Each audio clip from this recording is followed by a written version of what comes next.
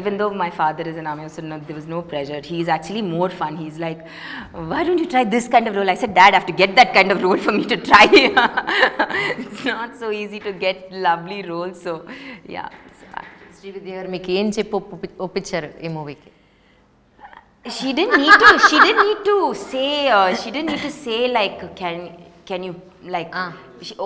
Like she didn't need to, like you said, oppicharu kada. She didn't need to convince me to do it. Yeah, she just narrated, and I said I want to do it. Okay. That's it. It was So as you loved the character. Yeah, I loved it, and I loved her narration, and I loved her confidence. You know, she's a very confident. Look at her talking. Like, you know, she is so confident as a person. I love that about her, and she inspires a lot of people. She's been inspiring me for like ever since I've started meeting her, like how beautifully she handles work and her life, and no matter what she's going through personally, professionally, she's so but they are actually koncham mari nannu No, it's not true. It's, you know, it's not like we will not get an opportunity to talk about her like this so much again.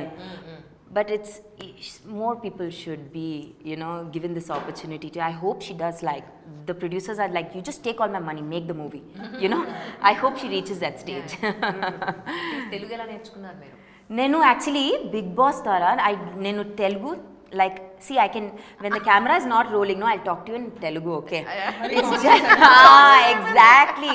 Naku Telugu, because of Bigg Boss, I fully understood 100% nenu నేర్చుకున్నారు అయితే. Yeah. I'm like, thank God I stayed in that house just for that one reason, because I love the language so much, and because I was doing supporting cast, Andy. My character will be 5 days, 10 days. So nenu Telugu, by the time I could start getting alvat ayipon mundu, I'm already gone to Chennai. So I don't have, and I'm not listening to Telugu after that. So it's like very difficult to keep sticking to the language. Now after this, now I can understand like fully 100%. Nobody has to translate. It's just that camera cut cheste nenu kuda Telugulo maatladanu. ఇది కూడా అర్థం అవుతాయి తెలుగులో.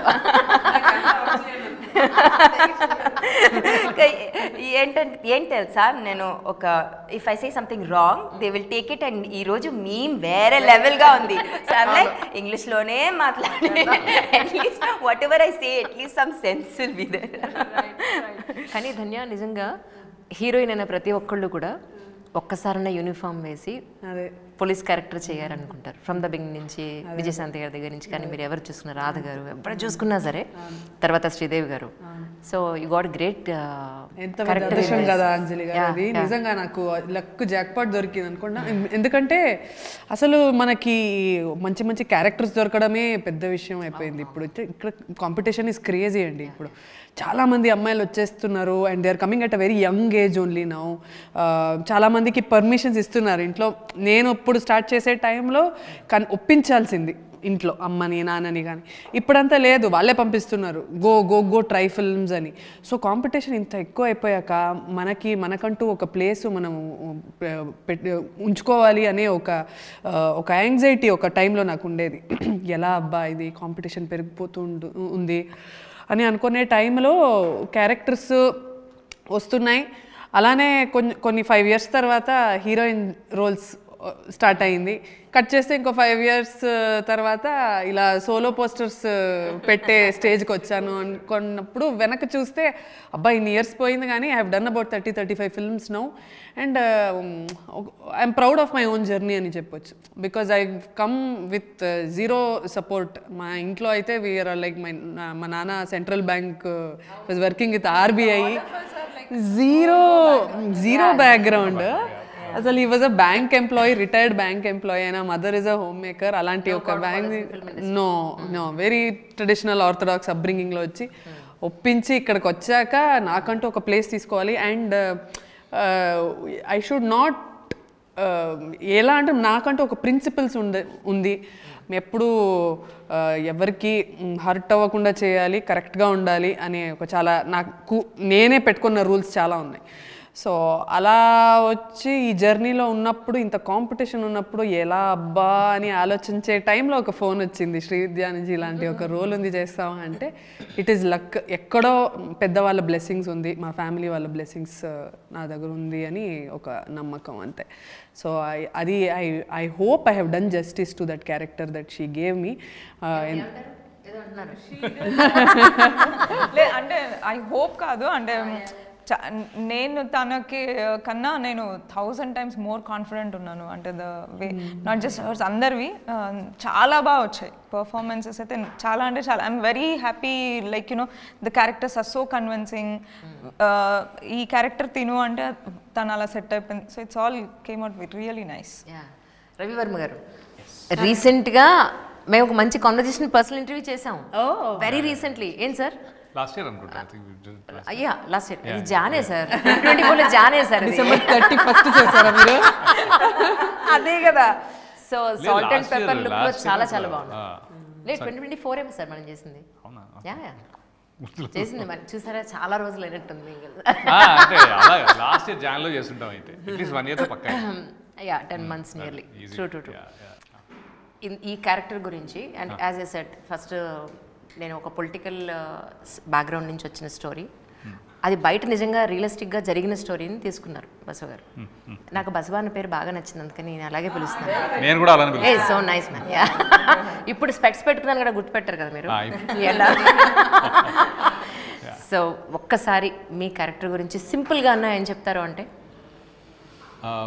సింపుల్గా అంటే thank you చెప్తాను first బసవాకి. Second thing ఏంటి అంటే, ఐ థింక్ యాజ్ అంటే in any interview or otherwise, ఈ character more like real character కాబట్టి మా ప్రిపరేషన్లో ఆయన దాకా చేరాలి, ఆ క్యారెక్టర్ దాకా, in terms of those emotions or otherwise body language, అది ఒక target.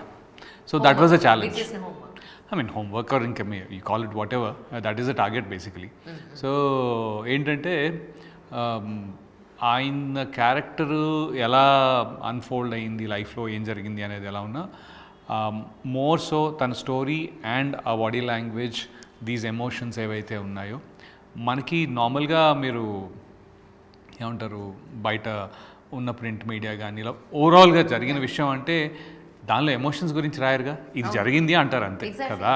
So Srividya always she tried, it's not who killed him, it's what killed him అని. సో ఎందుకు జరిగింది అది అని, ఎవరు చంపారనేది పక్కన పెట్టేసి కంప్లీట్గా ఎందుకు జరిగి ఉంటుంది, ఒక లైఫ్లో ఏమేమి అయి ఉంటే అలా జరిగి ఉంటుంది అనే టైప్లో 4-5 పర్స్పెక్టివ్స్ ఆర్ మోర్ ప్రాబబ్లీ. ఇప్పుడు డైరెక్ట్గా అడగాల్సింది మిమ్మల్ని అడుగుతా అయితే, ఇప్పుడు ఆ క్యారెక్టర్ మీరే చేశారు కాబట్టి చెప్తారా లేదా? అవి నేను చెప్పను కదా. That is the point. బయట మీడియాలో చూపించిందే మీరు తీసారా, అదే చేయించారా, లేదంటే రియలిస్టిక్గా ఉన్న స్టోరీ ఏమై ఉంటుంది అని రీసెర్చ్ చేశారా అని అంటే? నేననేది అది కాదు, ఒక్క నిమిషం, నేననేది అది కాదు. నేను మీడియాలో ఏం రాశారో దాని నుంచి కాదు, నేననేది మీడియాలో రాసింది ఇలా జరుగుండొచ్చు లేకపోతే ఇది అని అన్నారు అనుకుందాం. ఆ ఎమోషనల్ ఇది మేము చూపించగలుగుతున్నాం visual. That is what I'm saying. నేనేమన్నానంటే బికాస్ అది వాళ్ళు బయట ఎలా వచ్చినా underlying emotion is what we're playing with. This is from my side as an actor. She is actually trying with the perspectives what is happening to this particular character in different ways in investigation. So ఇది 2 parts అన్నమాట. 2 parts అంటే నేను అది 2 కోణాలు. ఒకటేమో నేను as a character myself and things that happen to me, ఇంకోటి వచ్చేసి తన పర్స్పెక్టివ్ ఆఫ్టర్ క్యారెక్టర్ చనిపోయిన తర్వాత ఏమేమి జరుగుండొచ్చు అనే పర్స్పెక్టివ్ తంది. సో ఇలాగా I think she is get the story like that. Right. Though we are into media, we are not supposed to take the particular name. అందుకే నేను ఆ నేమ్ నేను పేరు కూడా తీసుకోవట్లేదు. అంటే ఎందుకు రవివర్మ గారిని ఎందుకు అనుకున్నారు అని అడిగితే మీరు ఏం చెప్తారండి? ద మెయిన్ క్యారెక్టర్కి యాక్చువల్లీ. సో ఫస్ట్ ఒక డైరెక్టర్కి యాక్టర్కి మధ్యలో లాట్ ఆఫ్ అండర్స్టాండింగ్ ఒకటి ఉండాలి. అంటే how a director is looking at a character and how the actor is perceiving the directors perspective of this character. Both have to sync at one level, and work around how the character should behave, act, or the depth, intensity of the character and everything.